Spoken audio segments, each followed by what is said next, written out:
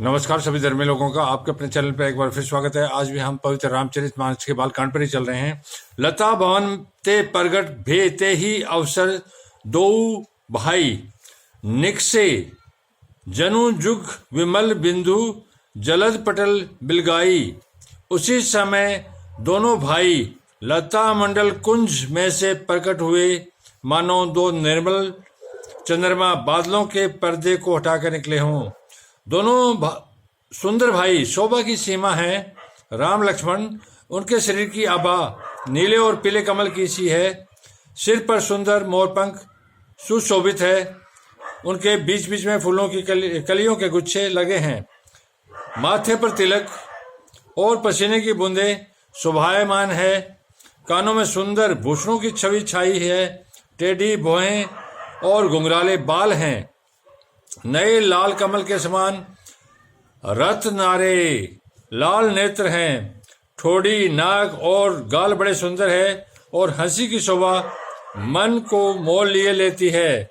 मुख की छवि तो मुझसे कही ही नहीं जाती, जिसे देखकर बहुत से कामदेव भी लजा जाते हैं।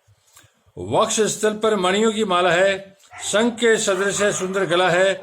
कामदेव के हाथी के बच्चे की सूंड के समान उतार चढ़ाव वाली एवं कोमल भुजाएं हैं, जो बल की सीमा है। जिसके बाएं हाथ में फूलों सहित दोना है। हे सखी, वह सांवला कुंवर तो बहुत ही सलोना है। वह सांवला कुंवर तो बहुत ही सलोना है। यह श्री राम के लिए कहा गया है।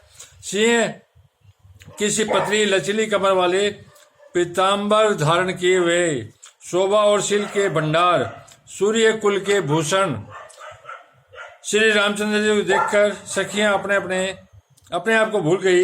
एक चतुर सखी धीरज धरकर हाथ पकड़कर सीता जी से बोली, गिरजा जी का ध्यान फिर कर लेना। इस समय राजकुमार को क्यों नहीं देख लेती।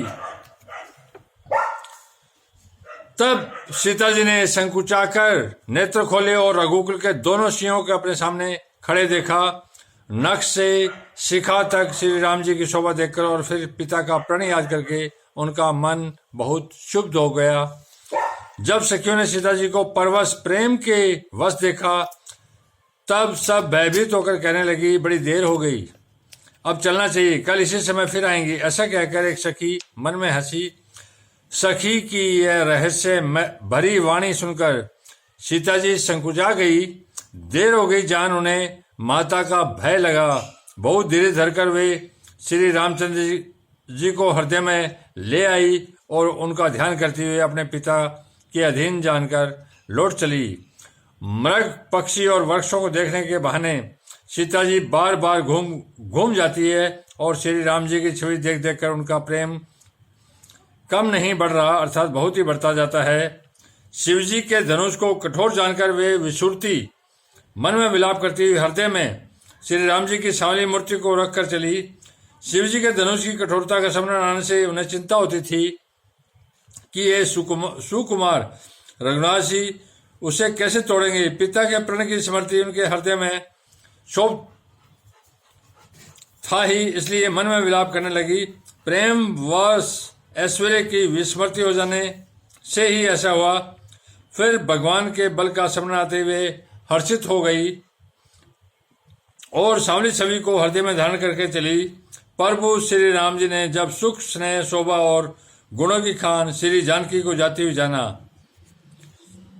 तब परम प्रेम की कोमलशाही बनकर उनके स्वरूप को अपने सुंदर चित्ररूपी भित्ति पर चित्रित कर लिया।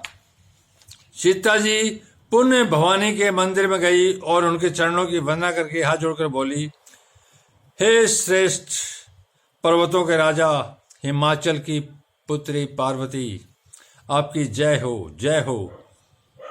हे महादेव जी के मुख रूपी चंद्रमा और टकटकी लगाकर देखने वाली चकोरी, आपकी जय हो। हे हाथी के मुख वाले गणेश जी और 6 मुख वाले स्वामी कार्तिक जी की माता, हे जगत जननी, हे बिजली की सी कांति युक्त शरीर वाली, आपकी जय हो। आपका न आदि है, न मध्य है और न अंत है। आपके असीम प्रभाव को वेद भी नहीं जानते। आप संसार को उत्पन्न, पालन और नाश करने वाली हैं, विश्व को मोहित करने वाली और स्वतंत्र रूप से विहार करने वाली है। पति को इस देह मानने वाली श्रेष्ठ नारियों में है। हे माता, आपकी प्रथम गणना है। आपकी अपार महिमा को हजारों सरस्वती और शेषी भी नहीं कह सकते। हे भक्तों को मुंह मांगा वर देने वाली, हे त्रिपुर के शत्रु शिवजी की प्रिय पत्नी, आपकी सेवा करने से चारों फल सुलभ हो जाते हैं। हे देवी, आपके चरण कमलों की पूजा करके देवता, मनुष्य और मुनि सभी सुखी हो जाते हैं। मेरे मनोरथ को आप भली भांति जानती हैं, क्योंकि आप सदा सबके हृदय रूपी नगरी में निवास करती हैं। इसी कारण मैंने उसको प्रकट नहीं किया। ऐसा कहकर जानकी जी ने उनके चरण पकड़ लिए। गिरजा जी सीता जी के विनय और प्रेम के वश हो गई। उनके गले की माला खिसक पड़ी और मूर्ति मुस्कुराई। सीता जी ने आदरपूर्वक उस प्रसाद माला को सिर पर धारण किया। गौरी जी का हृदय हर्ष से भर गया और वे बोली, हे सीता, हमारी सच्ची आशीष सुनो, तुम्हारी मन कामना पूरी होगी।